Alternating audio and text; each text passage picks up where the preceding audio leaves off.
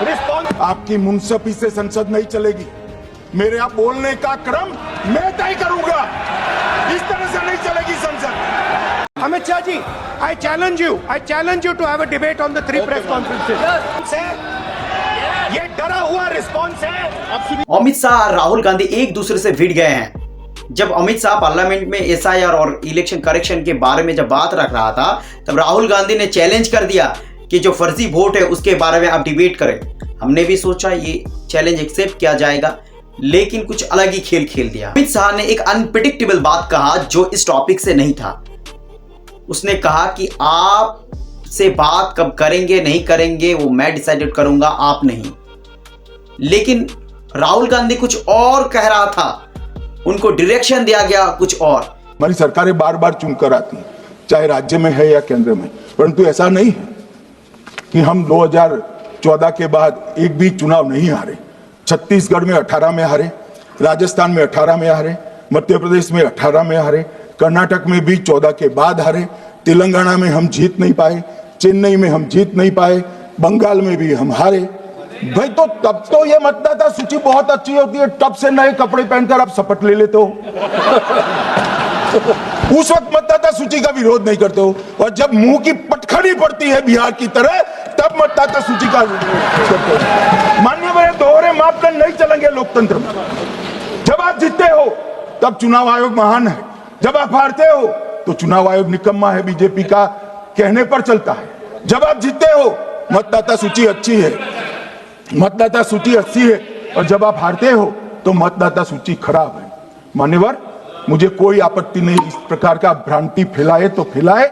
मेरा दायित्व है कि इस देश की जनता को एक ड्यूअल स्टैंडर्ड की जानकारी देना, जो मैं आज इस सदन में खड़े होकर दे रहा हूं। मान्यवर, आगे पर भी मैं इस विषय को कहूंगा, और ढेर सारे आरोपों के मेरे पास जवाब है। जो 3 प्रेस कॉन्फ्रेंस में, एक सादा प्रेस कॉन्फ्रेंस, एक एटम बम वाला प्रेस कॉन्फ्रेंस, एक परमाणु बम वाला, ये तीनों में क्या हुआ, इसके सारे जवाब मेरे पास है। मान्यवर, अब ये कहते हैं कि 2-2 जगह हैं, 2-2 जगह मतदाता है। मान्यवर, किन किन लोगों के 2-2 जगह मतदाता, मैं इसमें जिनके नाम 2 जगह रजिस्टर्ड है उसका दोष नहीं निकालता मैं, क्योंकि एक जगह से कोई व्यक्ति दूसरी जगह गई तो 2010 के बाद इसको डिलीट करने का अधिकार आरओ के पास से ले लिया गया। इसके कारण ये विसंगतियां खड़ी हुई है। किसके हैं? श्री प्रशांत किशोर जी के 2 जगह मतदाता है, पवन खेरा जी का भी है, तेजस्वी यादव का स्वयं का है, टी सिद्दीकी एनआईसी केरल के नेता का है, मान्यवर संजय सिंह आप पार्टी के नेता के हैं, एक किशोरी पेडनेकर यूबीटी शिवसेना के हैं, इनका भी है। मान्यवर, सामान्य गलतियां हैं, क्योंकि एक नियम आ गया, जिसका जब वोट काटने का जिसका अधिकार है उसको रोक लिया गया, तो आरओ वोट काट नहीं सकता था, इसलिए 2 जगह रह गए। अब वही एक गहन पुनर्निरीक्षण से सुधरना है, मगर आप गहन पुनर्निरीक्षण को वोट चोरी कह रहे हो। मान्यवर, वोट चोरी किसको कहते हैं वो मैं बताना चाहता हूं, और हमारे यहाँ कुछ परिवार ऐसे हैं जो पुश्तैनी वोट चोरी करते हैं। अच्छा, बोलिए आप। हाँ बोले, आप बोले। हाँ बोले, आप बोले। स्पीकर सर, मेरा कल एक सवाल था, जो हिंदुस्तान के इतिहास में पहली बार डिसीजन लिया गया कि इलेक्शन कमीशन को, इलेक्शन कमिश्नर्स को फुल फुल इम्यूनिटी दी जाएगी। ठीक है, ये है ना, इसका जवाब इसका पीछ मैं खत्म नहीं किया सर। इसके पीछे जो थिंकिंग थी वो हमें सबसे पहले बताएं। ठीक है। दूसरी बात, नहीं, हरियाणा की जहां इन्होंने बात की, इन्होंने एक उदाहरण लिया, वहां पर अनेक उदाहरण हैं। वो भी आपने दिया था ना, 19 वो भी आपने दिया था, इसलिए दिया वो भी। 19 लाख वहां के फेक लोग, वो उदाहरण आपने दिया था, इसलिए उसका जवाब दिया। और ये भी हमें बता दीजिए, actually let us have a debate on my press conference. Let us go, let us have very good idea, let us have a debate on the press conferences. Amit Shah ji, I challenge you to have a debate on the 3 press conferences. Please. ठीक है, बैठ जाइए। मानिए, please मानिए, आपने बात की, please.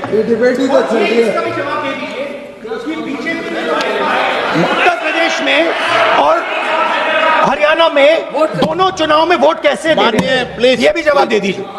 माननीय गृह मंत्री जी। मान्यवर, पहली बात मैं स्पष्ट करना चाहता हूं, मैं 30 साल से विधानसभा और संसद में जनप्रतिनिधि के रूप में चुनकर आता हूं। मुझे लंबा अनुभव है संसदीय प्रणाली का। विपक्ष के नेता महोदय कहते हैं कि पहले मेरी बात का आप जवाब दीजिए, मैं सुनना चाहता हूं। आपकी मुंसफी से संसद नहीं चलेगी। मेरे आप बोलने का क्रम मैं तय करूंगा। इस तरह से नहीं चलेगी संसद। मान्यवर, उनको धैर्य रखना चाहिए, उनको धैर्य रखना चाहिए मेरा जवाब सुनने का। इनकी एक एक बात का जवाब मैं दूंगा, मगर मेरे भाषण का क्रम वो तय नहीं कर सकते, मैं करूंगा, क्योंकि मैं बोल रहा हूं।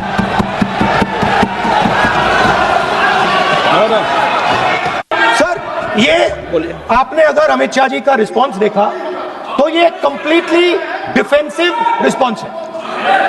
ये घबराया हुआ रिस्पांस है, ये डरा हुआ रिस्पांस है। आप सुनिए पूरी बात, प्लीज मानिए। नो, अमित शाह अपने हार की गुनती शुरू कर दिया और कांग्रेस के लिए कहा कि वो जहां जहां जीतता है वहां पर कभी भी वो वोट की धांधली नहीं होता है और जहां हार जाता है वहीं पर होता है। लेकिन ये बात सुनने में तो सही लग रहा है, लेकिन ये सरासर झूठ है, क्योंकि कर्नाटक के गालंदा पे यहाँ पर कांग्रेस जीता हुआ है और कर्नाटक में भी कांग्रेस का सरकार है। लेकिन फिर भी राहुल गांधी ने यहाँ पर भी जो वोट की धांधली हुआ उसके बारे में भी बात कहा और भी कहा कि अगर इलेक्शन कमिश्नर अगर डेटा दे देते तो ये काम बहुत ईजी हो जाता। एक एक विधानसभा के हमको क्रॉस चेक करने के लिए 1 वीक टाइम लग रहा है। उस वीडियो को चलिए सुनते हैं। पोल्स दिखा रहे थे कि कांग्रेस पार्टी हरियाणा को स्वीप कर रही है। ये देखिए 5 एग्जिट पोल्स हैं। एग्जिट पोल सबसे एक्यूरेट होता है, ओपिनियन पोल से एक्यूरेट एग्जिट पोल होता है। ओपिनियन पोल्स भी कह रहे थे कांग्रेस स्वीप करेगी, एग्जिट पोल्स भी कह रहे थे, हमारा डेटा कह रहा था, हमारी पार्टी कह रही थी, बीजेपी के लोग भी हमें बता रहे थे कि देखिए आप इस बार हरियाणा में सरकार बना रहे हो। दूसरी बात, पहली बार हुआ कि पोस्टल बैलेट्स और स्टेट का जो नतीजा था वो अलग थे। कांग्रेस पोस्टल बैलेट्स को स्वीप करती है, ओपिनियन पोल्स में आगे, एग्जिट पोल्स में आगे, और फिर नतीजा बिल्कुल दूसरा आता है। हम गहराई में गए और मैं आपको बताना चाहता हूं कि हमें सवाल का यह जवाब मिला कि एक ऑपरेशन सरकार चोरी लागू किया गया, एक प्लान जिससे कांग्रेस की जो विक्ट्री थी, लैंडस्लाइड जो विक्ट्री होनी थी, वो लॉस में, हार में बदली। 23 में इन्वेस्टिगेशन शुरू होती है। मार्च 23 में कर्नाटक का सीआईडी चिट्ठी लिखती है ईसीआई को कि हमें सारे डिटेल्स दे दीजिए। अगस्त में इनकंप्लीट डिटेल्स दी जाती है, जिससे कोई इन्वेस्टिगेशन आगे नहीं बढ़ेगा। जिन चीजों की जरूरत थी वो नहीं दी, जिसकी जरूरत नहीं थी वो सारी दे दी। पहला सबूत। दूसरा सबूत, 18 बार रिमाइंडर लेटर गए हैं।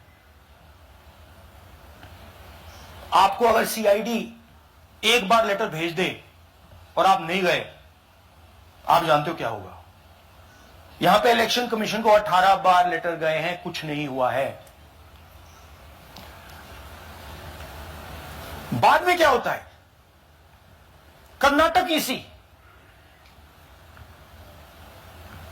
इलेक्शन कमीशन को लिखता है, कहता है भैया हमें दे दीजिए, आपको इंफॉर्मेशन देना पड़ेगा। No reply. मार्च 25 में आखिरी लेटर सितंबर में गया है, कुछ ही दिन पहले। No reply from EC. यह है सबूत कि ज्ञानेश कुमार जी वोट चोरों की रक्षा कर रहे हैं।